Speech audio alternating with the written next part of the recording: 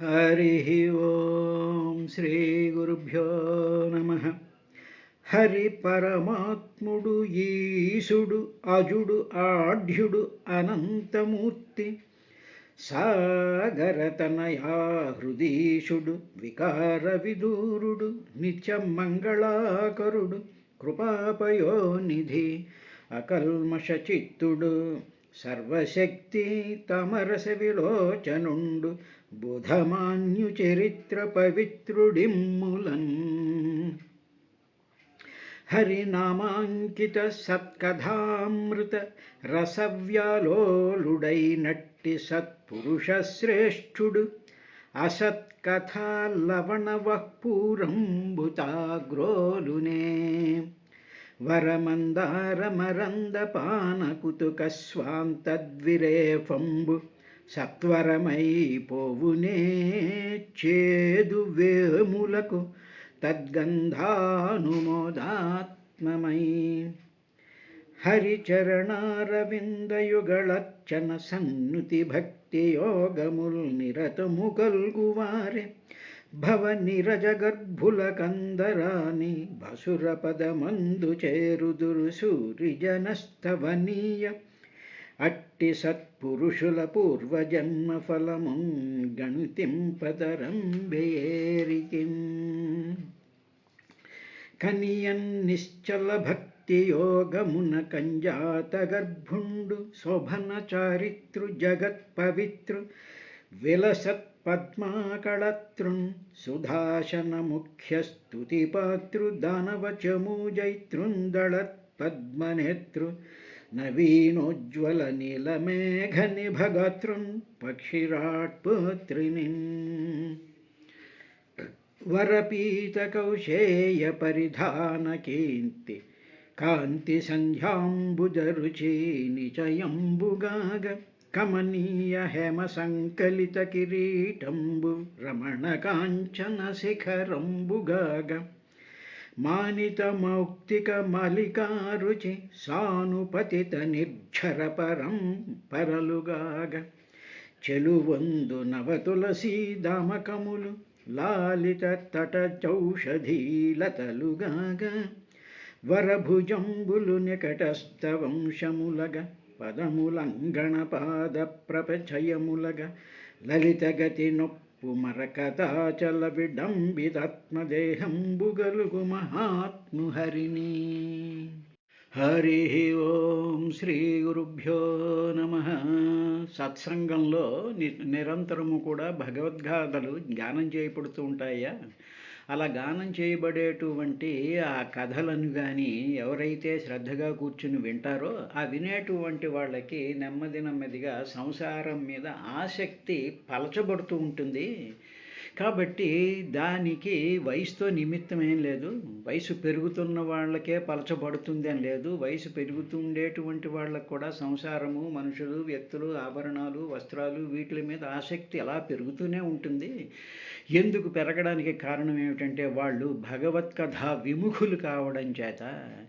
కాబట్టి అటువంటి సంసార శక్తిలో ఉండేటువంటి వాళ్ళకి ఈ సంసారం మీద ఆసక్తి పెరగడంతోనే కాదు, అదేవిధంగా అలా పెరుగుతూ ఉన్నప్పుడు రకరకాలైనటువంటి ప్రాణులతో, వ్యక్తులతో, వస్తువులతో వీటితో వైరభావం కూడా కలుగుతూ ఉంటుంది సాధారణమైనటువంటి మానవులకి. కానీ సత్సంగంలో నిర్వైరం యత్ర భూతేషు నోద్వేగో యత్ర కశ్చన, ఈ సత్సంగంలో భగవత్కథా శ్రవణం వల్ల, భగవత్కథా కీర్తనం వల్ల వైరభావం తొలగిపోతుందయ్యా అని చెప్పిన తర్వాత యత్ర నారాయణ సాక్షాత్ భగవాన్యాసినాంగతి సంస్తూయతే సత్కథాసు ముక్తసంగై పునః పునః.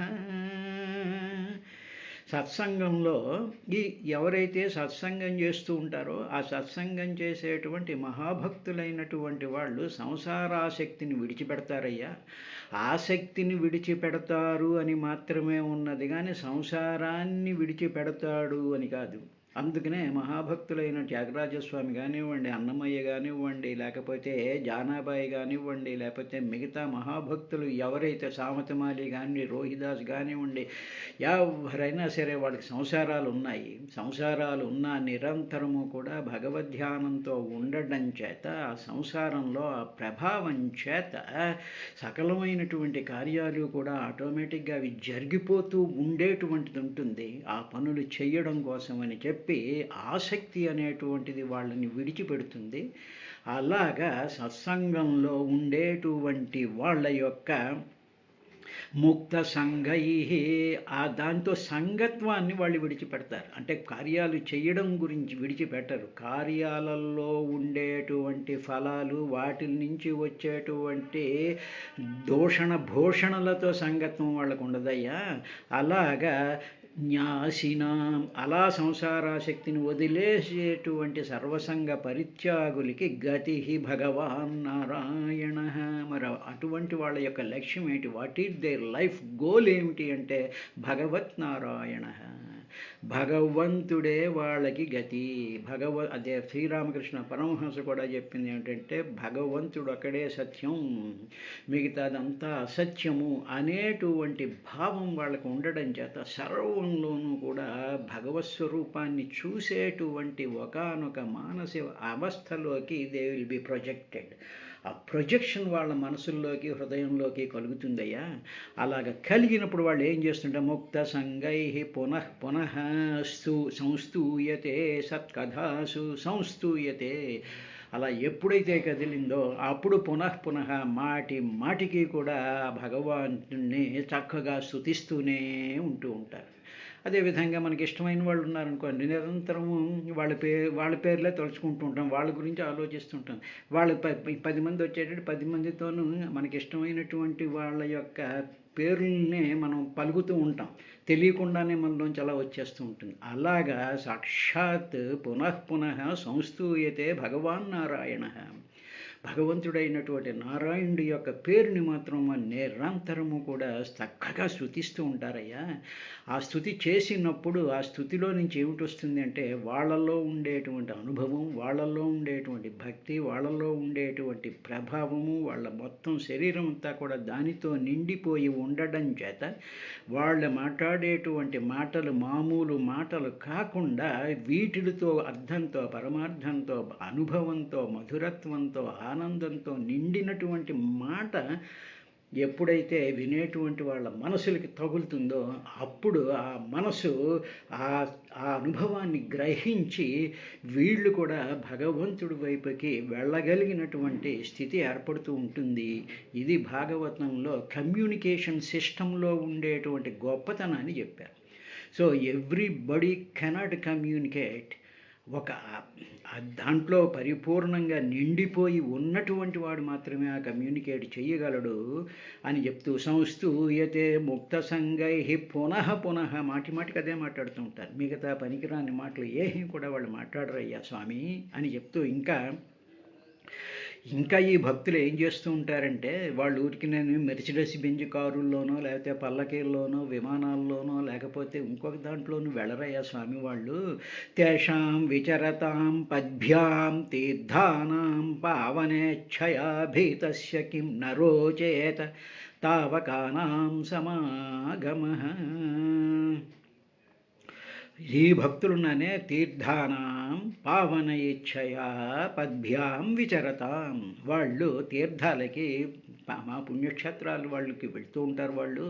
ఎందుకంటే పుణ్యక్షేత్రాలలో భగవంతుడి యొక్క అంశలు కొంచెం ఎక్కువగా ఉంటాయి, అక్కడ నిక్షిప్తం చేయబడి ఉంటాయి. కాబట్టి అటువంటి తీర్థాలను ఆ తీర్థంలో వచ్చేటువంటి సకల ప్రాణులను కూడా పావన ఇచ్ఛయా పవిత్రం చెయ్యాలి అనేటువంటి కాంక్షతో పద్భ్యాం విచరతాం. అలాగా కాలినడకను వాళ్ళు ప్రయాణాలు చేస్తూ ఉంటారయ్యా. అందుకని చూశారు శంకర భగవత్పాదులు కానివ్వండి, మఠాధిపతులు చాలామంది మహానుభావులైనటువంటి వాళ్ళు తీర్థయాత్రలకి వాళ్ళు కాలినడకతో వెళ్తూ ఉంటారు. రకరకాలైనటువంటి ఈ కాలంలో అయితే వాహనాల్లో వెళ్ళాల్సినటువంటి పరిస్థితి ఏర్పడింది. ఎందుకంటే భక్తుల మీద పడిపోతుంటారు, అవి చేస్తుంటారు, ఇవి చేస్తూ ఉంటారు. కాబట్టి కాలం యొక్క మార్పును బట్టి అలా ఉంటుంది. కానీ పూర్వం ఉండేటువంటి ఉండేటువంటి మహాభక్తులు అందరూ కూడా ఆ కాలంలో కాలినడకతోనే వెళ్తూ ఉండేవారు. విచరతాం పద్భ్యాం, అలా చరిస్తూ ఉంటారు పాదాలతోనూ. అలాగా వాళ్ళు అలా వెళుతున్నప్పుడు అనేక మంది ప్రాణులు, వ్యక్తులు, జనం వీళ్ళందరూ వాళ్ళ చుట్టూ వచ్చినప్పుడు వీళ్ళ యొక్క సమాగమం చేత వాళ్ళల్లో ఉండేటువంటి ఆ సంసార భయం అంతా కూడా తొలగిపోతూ ఉంటుంది. ఎప్పుడైతే వాళ్ళకి ఆ సంసార భయం తొలగిపోతుందో వాళ్ళు చూడగానే వాళ్ళ యొక్క ప్రభావం వల్ల వాళ్ళకు ఉండేటువంటి సమస్యల యొక్క పరిష్కారాలకు జరుగుతాయో, వాళ్ళ మనసు ఒక హయ్యర్ స్టేట్కి ఎలివేట్ అవుతూ ఉంటుందో, అటువంటి వారితోటి ఎందుకు సమాగమం రుచించదు? సంసార భయాన్ని పోగొట్టి, ఆసక్తిని పోగొట్టి, భగవన్నామమే అన్నిటికన్నా ఉత్తమమైనటువంటి గతి అని చెప్పి మనస్ఫూర్తిగా శ్రద్ధగా నమ్మినటువంటి వాళ్ళకి అటువంటి వాళ్ళతో సంగత్వం ఎందుకు రుచించదు? నరోచేత, ఎందుకు రుచించదు అంటే మనకి మంచి చేసేటువంటి వాళ్ళు, మంచి చెప్పేటువంటి వాళ్ళు, భగవత్ కథ చెప్పేటువంటి వాళ్ళు, భగవంతుడి యొక్క స్థితిని మనకు అనుభవంలోకి తెచ్చేటువంటి వాళ్ళ యొక్క సాంగత్యం ఎందుకు రుచించదు? కానీ మనకు రుచించేటువంటివన్నీ ఏమిటి అంటే కొత్త కార్యక్రమాల్లోకి ఇన్వాల్వ్ చేసేటువంటి వాళ్ళు, గందరగోళాలు చేసేటువంటి వాళ్ళు, ఒక యాక్టివిటీకి చేసేటువంటి వాళ్ళ మీదే రుచిస్తుంది తప్ప మన కోరికల్ని, మన కామల్ని, మన ఆసక్తిని, మన భగవంతుడి యొక్క స్ఫురణి కలుగజేసేటువంటి వాళ్ళ సాంగత్యం మాత్రం సాధారణమైనటువంటి మానవులకి అవి రుచించదు అని చెప్తూ, వయం తు సాక్షాత్ భగవన్ భవస్య ప్రియస్య సఖ్యు క్షణసంగమేన సుదిశ్చిత్ చికిత్స్య భవస్య మృత్యోః భిషక్తమం త్వాద్యగతిం గతాస్మః. స్వామి, ఇంతవరకు కూడా సత్సంగం అని చెప్పి మేము గోలెట్టాం కదా, కానీ మాకు కలిగినటువంటి ఆ సత్పురుషుడు యొక్క సాంగత్యం ఎవరో తెలుసా? నీకు ప్రియసఖుడైనటువంటి శివుడితో సాక్షాత్తు క్షణకాలమే మాకు సమాగమం కలిగిందయ్యా. ఒక్క క్షణం పాటు వయం తు సాక్షాత్ భగవన్ భవస్య వయం తు నీ యొక్క ప్రియస్య సఖ్యుడు, నీకు చాలా ప్రియమైనటువంటి స్నేహితుడైనటువంటి భవుడితో క్షణసంగమేన, ఒక్క క్షణం ఆయనతో మాకు సంగత్వం కలిగింది. కలిగిన వెంటనే మాకు ఏం జరిగింది అంటే ప్రభావం చేత సర్వోత్తమమైనటువంటి ఈ సంసార రోగానికి ఏది మందో ఆ మందు అయినటువంటి నిన్ను మేము శరణు పొందగలిగాము. అంటే ఏమిటన్నమాట? నీ ప్రియసఖుడైనటువంటి వాడు, నీ హృదయంలో నిరంతరము నిలిచేటువంటి వాడు మమ్మల్ని ఉద్ధరించడం కోసం అని చెప్పి వచ్చి ఆయన మాకు ఒక క్షణం పాటు ఆయన సంగత్వం ఇచ్చాడు, ఆయనతో సమాగమం కలగజేశాడు. మాకు జననం చేసేటప్పటికీ మాకు సంసార రోగాలన్నిటినీ కూడా నాశనం చెయ్యగలిగినటువంటి నీ యొక్క శరణు పొందగలిగినటువంటి స్థితి ఏర్పడింది మాకు. అంటే ఆ శివుడు అనేటువంటి గురువు ద్వారా మేము ఉపదేశం పొందినటువంటి రుద్రగీత ద్వారా ఉపాసన చెయ్యడం వల్ల సర్వస్య శరణాగతిని పొందుతూ నీ వల్ల మేము ఈ సంసారంలో ఉండేటువంటి ఆసక్తుల నుంచి, భయాల నుండి, సంగత్వాల నుండి మేము బయటపడ్డాము. ఏమండి, మరి వాళ్ళు సంసారం చేశారు, పిల్లల్ని కన్నారు వాళ్ళు, కానీ ఆసక్తి పోయింది, సంగత్వం పోయింది, దాంట్లో ఉండేటువంటి అతి సాధారణమైనటువంటి రుచుల నుంచి వాళ్ళు, ఆ భయాల నుంచి వాళ్ళు తప్పించుకున్నారు. వాళ్ళు సంసారం చేయలేదు, రాజ్యాలు చేయలేదని మాత్రం కాదు దాని అర్థం. కాబట్టి ప్రియస్య సఖ్యు భవస్య క్షణ సంగమేన, క్షణకాలం సంగత్వం చేసేటప్పటికీ చికిత్స చేయలేనటువంటి భవస్య మృత్యో, పుట్టుకకి మరణానికి ఎవరు చికిత్స చేయలేదు. పుట్టకుండా ఎవడు ఆపలేడు, మరణాన్ని ఎవడు ఆపలేడు. ఈ జనన మరణాలనేటువంటి రోగాలకు ఆ చికిత్స అనేటువంటిది లేదు. కాబట్టి పుట్టడం అనేటువంటి దానికి చికిత్స లేదు, మరణించడం అనేటువంటి దానికి చికిత్స లేదు. అటువంటి చికిత్స లేనటువంటి దానిని భిషక్తమం, గొప్ప వైద్యుడు. అటువంటి వాటిని కూడా చికిత్స చెయ్యగలిగినటువంటి పెద్ద డాక్టరు నువ్వు. భిషక్తమం, గొప్ప వైద్యుడు నువ్వు. అటువంటి త్వాం అద్య గతిం గతాస్మః. త్వాం, అటువంటి నిన్ను అద్య ఈనాడు ఈనాడు గతాస్మః, ఈనాడు మేము పొందామయ్యా అన్నాడు. అంటే ఏమిటనమాట? జన్మ మరణము. ఓకే, ఇప్పుడు జన్మ అనేటువంటిది ఏమిటంటే కడుపులోంచి పుట్టడం జన్మ అనుకుంటూ ఉంటాం. కానీ జన్మ అనేటువంటిది ఏమవుతుంటే రకరకాలైనటువంటి ఆలోచనలు, రకరకాలైనటువంటి భావాలు, రకరకాలైనటువంటి కోరికలు, ఇవన్నీ కూడా జన్మిస్తూ ఉంటాయి. ఆ జన్మించేటువంటి వాటిలతో రజోగుణం వల్ల క్రియాశీలం అవుతూ ఉంటారు మానవులందరూ కూడా, ప్రాణులన్నీ కూడా. అలాంటి వాటిల్ని అవి పుట్టకుండా అవి సరైనటువంటి డైరెక్షన్లో వెళ్ళేటట్టు చెయ్యగలిగినటువంటి వైద్యుడివి నువ్వు. ఏదైనా రోగం పుట్టిందనుకోండి, వైద్యుడి దగ్గరికి వెళ్తే ఆ పుట్టినటువంటి రోగానికి ఆ వైద్యుడు చికిత్స చేస్తాడు. ఆ రోగానికి మాత్రమే చికిత్స చేస్తాడు, కానీ ఆ పుట్టడము అనేటువంటి ఆ బేసిక్ కాన్సెప్ట్కి డాక్టర్లు ఎవరూ కూడా చేయలేదు. అందుకని భిషక్తమం అన్నాడు. గొప్ప వైద్యుడు నువ్వు. అటువంటి ఏం ఆలోచనలు పుట్టిస్తావంటే నిన్ను శరణు పొందడం ఒకటే అనేటువంటి ఆలోచనని మాత్రమే ఎప్పుడైతే పుట్టిస్తావో నువ్వు జనన మరణ అతీతుడు కాబట్టి ఆ మరణం అనేటువంటిది ఇంకా మళ్ళీ రాకపోవడం అనేటువంటి స్థితిని నిన్ను శరణు పొందడం వల్ల మాకు కలిగిందయ్యా అని చెప్పిన తర్వాత, యన్నస్వధీతం గురవః ప్రసాదితా విప్రాశ్చ వృద్ధాశ్చ సదానువృత్యా ఆర్యానతా సుహృదో భ్రాతరశ్చ సర్వాణి భూతాన్యనన్యసూయయైవ యన్నస్సుతప్తం తపయేతదీశ నిరంధసాం కాలమభద్రమప్సు సర్వం తదేత తత్పురుషస్య భూమ్నో వృణీమహే తే పరితోషణాయ అని. వాళ్ళు ఇంకా ఏమన్నారంటే, స్వామి మేము ఈ తపస్సుకు కూర్చునే ముందు మేమందరం కూడా చక్కగా మా తండ్రి గారు ప్రాచీన బరి మహారాజ్ యజ్ఞాలు హోమాలు ఇవన్నీ చేసి మొత్తం దర్భలన్నీ తూర్పు వైపుగా పరిచి మొత్తం భూమండలం అంతా కూడా యజ్ఞాలతో నింపినటువంటి సందర్భంలో అప్పుడు మేము ఉన్నాం కదా. అప్పుడు వేదాధ్యయనం కూడా చక్కగా చేసాం మేము. తర్వాత ఆ వేదాధ్యయనం చేసేటువంటి సమయంలో వచ్చినటువంటి పెద్దలున్నారు, గురువులున్నారు, వేదవేత్తలు ఉన్నారు. వీళ్ళందరినీ కూడా మేము వాళ్ళని అనుసరిస్తూ వాళ్ళ యొక్క అనుగ్రహాన్ని కూడా పొందాము. తర్వాత ఇలాంటి ఆ సంస్కారాల వల్ల గొప్పవారు, మిత్రులు, సోదరులకే మాత్రమే కాకుండా సకల ప్రాణులకి మేము కూడా ఏ విధమైనటువంటి దోషాలు అంటే పులి వస్తే దాన్ని కొట్టి, పాము వస్తే చేసి, ఏదో ఎలకొస్తే కొట్టి, లేకపోతే మిగతా ఈ ప్రాణులకి ద్రోహం తలపకుండా వాటి మీద దోషారోపణ చెయ్యకుండా మేము చాలా జాగ్రత్తగానే జీవితం కూడా గడిపాము. అదేవిధంగా సముద్రంలో అలాగ చేస్తూ వాటిలన్నిటిలోనూ కూడా దోషారోపణ చేయకుండా నమస్కరించాము అన్నారు. అనేటప్పటికీ ఇక్కడ ఒకటి వస్తుంది, అమ్మో పులి మీద పడిపోయి చంపేస్తుందండి, సింహం చంపేస్తుందండి, ఏదో పాము కరిచేస్తుందండి, తేలు కరిచేస్తుందండి, లేకపోతే ఆ చెట్టు విషంతో కూడుకున్నదండి అనేటువంటి ఒకనొక ఆ స్వాభావికమైనటువంటి గుణాలని దోషాల కింద చూసేటువంటి లక్షణం మామూలుగా అందరికీ ఉంటుందిగా. పాము కరుస్తుంది అంటే తప్పేం కాదుగా, పాము కరుస్తుంది, విషం ఎక్కుతుంది.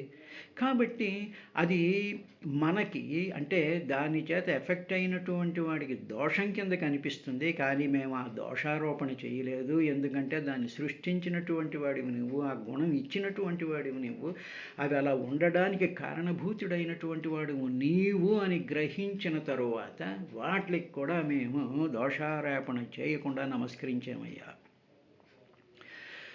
కాబట్టి ఇలాగా మేము ఉన్నాము. ఇలాగ బాహ్య ప్రపంచంలో ఉన్నప్పుడు అలాగే ఉన్నాము. సముద్రంలో కూడా మేము నిలబడి చక్కని తపస్సు చేసినప్పుడు నిరాహారమే చాలా తపస్సు చేశామయ్యా. ఇలాగా చేసినందువల్ల నేను సర్వభూతాలలోనూ దానినే మామూలుగా సర్వ ప్రాణులు కూడా విష్ణు స్వరూపము అనుకోవడం విష్ణోపాసన అంటారట పెద్దలు చెప్పినటువంటి విశేషం. సర్వ ప్రాణులు కూడా విష్ణుమయం జగత్, ఇవన్నీ విష్ణువు అనుకోవడం విష్ణోపాసన అవుతుంది. ఇక వాసుదేవోపాసన ఏమిటంటే ఆయా ప్రాణులు చేసేటువంటి కార్యములు కూడా భగవంతుడే అనుకోవడమే వాసుదేవోపాసన. అంటే ఇప్పుడు కుక్క ఉందనుకోండి, కుక్క బహు నరుస్తుంది, కరుస్తూ ఉంటుంది. సింహం ఉందనుకోండి, ఏదో గాండ్రిస్తుంది, మీద పడి చంపుతూ ఉంటుంది. ఏదో లేడుందనుకోండి, ఇటు అటు పరిగెడుతూ ఉంటుంది. ఆ చేసేటువంటి ఆ కార్యక్రమాలు ఉన్నాయి, ఆ కార్యక్రమాలు కూడా విష్ణువే పరమాత్మే అనుకోవడం వాసుదేవోపాసన అవుతుంది. కాబట్టి సకల ప్రాణులకు మేము దోషారోపణ చేయలేదు, ఎందుకంటే నువ్వు విష్ణు స్వరూపం. దృశ్యతే సూయమానతే జగత్సర్వం నారాయణ స్థితం అన్నావుగా, కాబట్టి నువ్వు విష్ణుోపాసన చేసాం. ఆ తర్వాత అవి చేసేటువంటి కార్యక్రమాలన్నిటి మీద దోషారోపణ చేయకుండా అది వాసుదేవోపాసన కూడా మేము చేసుకున్నామయ్యా. అలాగ నీటిలో నిలబడి నిరాహారులమై చాలా కాలం తపస్సు చేసాం. ఇలాగ చేయడం వల్ల ఈ సర్వం వల్ల ఇలా చేయడం వల్ల సర్వాంతర్యామి అందరి యొక్క అంతరాలలో నిలబడినటువంటి పరబ్రహ్మస్వరూపుడవై ఇప్పుడు మాకు కనిపించావు కాబట్టి మాకు ప్రసన్నత కలగజేయ స్వామి. మా కోరిక ఇదే, నీవు ఎప్పుడు ప్రసన్నుడివై ఉండుగాక. మాకు పరితోషణాయ వృణీమహే భూమ్న అంటే పరబ్రహ్మస్వరూపమైనటువంటి తే నీ యొక్క పరితోషణాయ, నువ్వు సంతోషించడం కోసం, నీ ప్రసన్నత కోసం, నీ అనుగ్రహం వృణీమహే కోరుకుంటున్నాం స్వామి అని వాళ్ళు ఎదురుగా నిలబడినటువంటి ఆ పరమాత్మని, ఆ శ్రీమన్నారాయణ్ణి వాళ్ళు ఆ విధంగా కూడా ప్రార్థించారు. ప్రార్థించిన తరువాత ఇంకా ఏమన్నారంటే మనస్వయంభూర్భగవాన్ భవశ్చయన్యే తపో జ్ఞాన విశుద్ధ సత్వా అదృష్టపారా అపి యన్మహిమ్నః స్తువంచధోత్వాత్మసమంగృణీమః అన్నారు. స్వయంభూమనువు తర్వాత స్వయంభూడైనటువంటి బ్రహ్మగారు కానీ, శివభగవానుడు మాత్రమే కానీ తపస్సు మన ఉపాసన చేత పవిత్రమైనటువంటి అంతఃకరణ కలిగిన ఇతరులు కూడా నీ మహిమ యొక్క అంతాన్ని చూచిన వారు కాకుండా వాళ్ళు కూడా చూడలేకపోయారయ్యా. నీ అద్భుతమైనటువంటి మహిమని, అద్భుతమైనటువంటి నీ శక్తిని, వాటిని కూడా అటు స్వయంభూమనువు గారు కానీ, స్వయంభూడైనటువంటి బ్రహ్మగారు కానీ, శివుడు కానీ వాళ్ళ యొక్క తపస్సుల చేత కానీ, వాళ్ళ యొక్క ఉపాసనల చేత కానీ నిన్ను చూడడానికి వాళ్ళకి సాధ్యం కాలేదు. అంత స్థితిలో వాళ్ళు ఉండేవారు. అటువంటి వాళ్ళు ఎవరి శక్తికి తగ్గట్టు వాళ్ళు నిన్ను స్తుతిస్తూ ఉన్నారు. అలాంటప్పుడు ఆఫ్టర్ ఆల్ మేము 10 మంది ప్రచేతసులము కూడా మా చేతనైనంత వరకు మా శక్తికి తగ్గట్టు మేము నిన్ను స్తుతిస్తూ ఉన్నాము. కాబట్టి స్వామి మా యొక్క స్తుతిని నీవు అనుగ్రహించుగాక, మాకు తోచినటువంటి విధంగా మేము స్తుతిస్తున్నాము అని చెప్పి ప్రచేతసులు భగవంతుడైనటువంటి ఆయన చెప్తూ మనుః స్వయంభూర్భగవాన్, స్వయంభూ అంటే స్వయంగా పుట్టినటువంటి భగవాన్ బ్రహ్మగారు, భవశ్చ భవుడు, ఏ అన్య తపో జ్ఞాన విశుద్ధ సత్వాహ వాళ్ళు చేసేటువంటి తపస్సు చేత కానీ, జ్ఞానం చేత కానీ, విశుద్ధమైనటువంటి ఉపాసనల చేత కానీ అదృష్టపరా అపి యన్మహిమ్నః వాళ్ళు అదృష్ట వాళ్ళు చూడలేకపోయినటువంటి యన్మహిమ్నః అటువంటి నీ యొక్క అనంతమైనటువంటి మహిమను వాళ్ళే చూడలేకపోయారు.